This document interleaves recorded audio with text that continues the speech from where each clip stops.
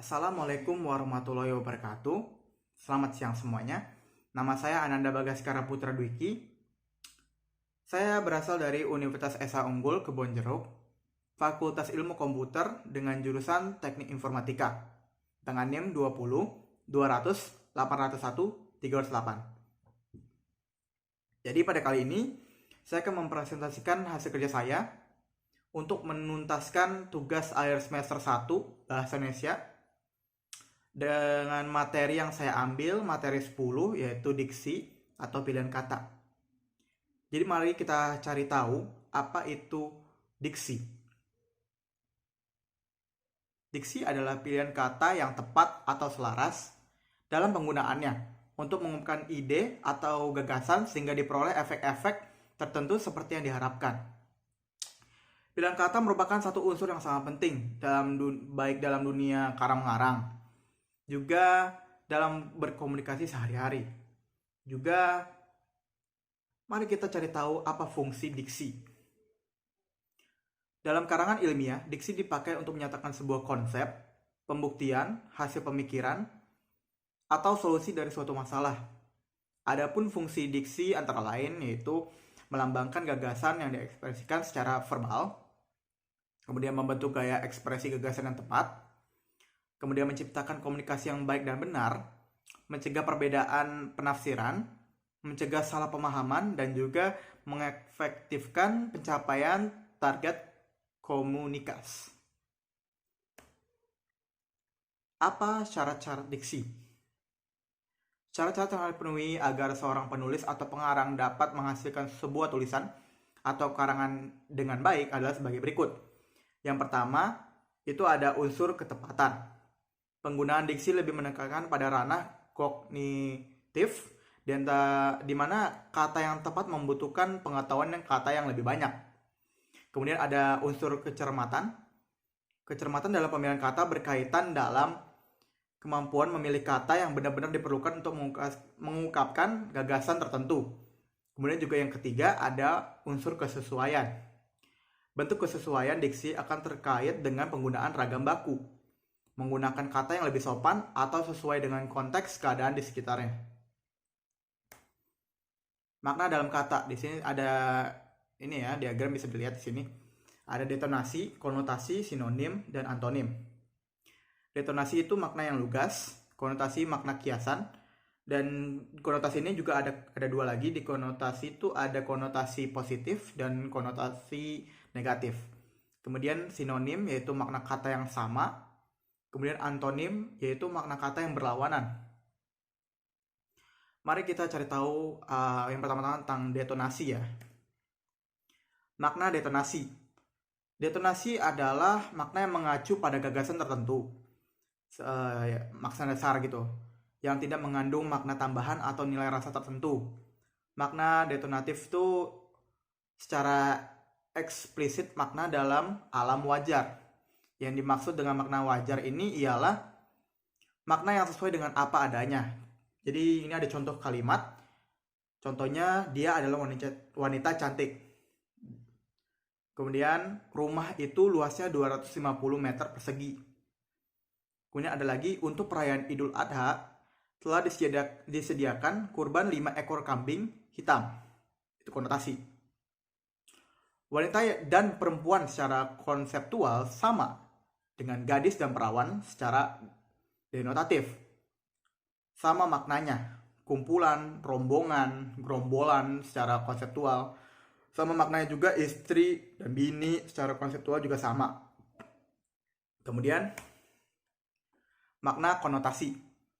Kata bermakna konotasi adalah kata yang bermakna kias atau tidak sebenarnya, atau cuma makna ungkapan.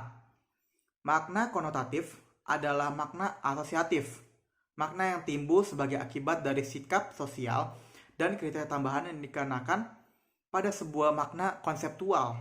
Contoh makna konotasi seperti sejak 2 tahun yang lalu, ia membanting tulang untuk memperoleh kepercayaan masyarakat. Kata membanting tulang ini yang mengambil suatu denotatif kata pekerjaan membanting sebuah tulang mengandung makna bekerja keras yang mengandung sebuah kiasan. Kemudian ada makna sinonim. Sinonim adalah dua kata atau lebih yang pada asasnya mempunyai makna yang sama, tetapi bentuknya berlainan. Sinonim ini dipergunakan untuk mengalih-alihkan pemakaian kata pada tempat tertentu sehingga kalimat itu tidak membosankan. Contohnya, agung, besar, raya, mati, mangkat, wafat, meninggal. Makna antonim. Antonim adalah dua kata yang saling berlawanan. Konsep tersebut seperti sebuah pertentangan antara sikap yang baik dan tidak baik. Contoh, besar, kecil, kuat, lemah, panjang, pendek. Pembentukan kata. Pembentukan kata ada dari luar melalui proses serapan, juga pembentukan dari dalam bahasa Indonesia melalui dasar kata yang sudah ada. Jadi ada yang pertama ada kesalahan pembentukan dan pemilihan kata. Kemudian ada definisi, kemudian ada kata serapan, keempat juga ada analogi, dan yang terakhir anomali. Kesalahan pembentukan dan pemilihan kata. Penanggalan awalan me. Amerika Serikat luncurkan pesawat bolak-balik Kolombia. Itu salah. Yang benar itu Amerika Serikat meluncurkan pesawat bolak-balik Kolombia. Itu yang benar. Bunyi S, K, P, dan T yang tidak lulu. Contohnya seperti semua warga negara harus mentaati peraturan yang berlaku. Itu salah. Yang benar, semua warga negara harus menaati peraturan yang berlaku. Itu yang benar. Definisi. Definisi adalah suatu pernyataan yang menerangkan pengertian suatu hal atau konsep istilah tertentu. Contoh definisi. Majas personifikasi. Nah, majas personifikasi ini adalah kiasan yang menggambarkan binatang, tumbuhan, atau benda-benda mati seakan-akan hidup selayaknya manusia. Juga seolahnya punya maksud, sifat, perasaan, dan kegiatan seperti manusia. Juga ada kata serapan. Kata serapan adalah kata yang diadopsi dari bahasa asing yang sesuai dengan dari EYD. Contohnya, tetapi dari bahasa Sanskerta tatapi. Mungkin dari bahasa Arab mumkinun. Meski dari bahasa Portugis maski. Analogi. Analogi adalah persamaan antar bentuk yang menjadi dasar terjadinya bentuk-bentuk yang lain. Contohnya, bahasa Indonesia aksi. Bahasa aslinya action, yaitu yang berasal dari bahasa Inggris. Kemudian ada bahasa Indonesia bait. Bahasa aslinya bait dari Arab. Bahasa Indonesia bowling. Bahasa aslinya bowling dari bahasa Inggris. Kemudian ada dansa dari bahasa Indonesia. Bahasa aslinya dance dari bahasa Inggris. Kemudian ada anomali. Anomali adalah penyimpangan atau keanehan yang terjadi dengan kata lain, tidak seperti biasanya. Seperti bahasa Indonesia bank. Kemudian bahasa aslinya bank. Inggrisnya bank. Kemudian bahasa Indonesia intern. Intern. Bahasa aslinya itu bahasa Inggris intern. Bahasa Indonesia Quran.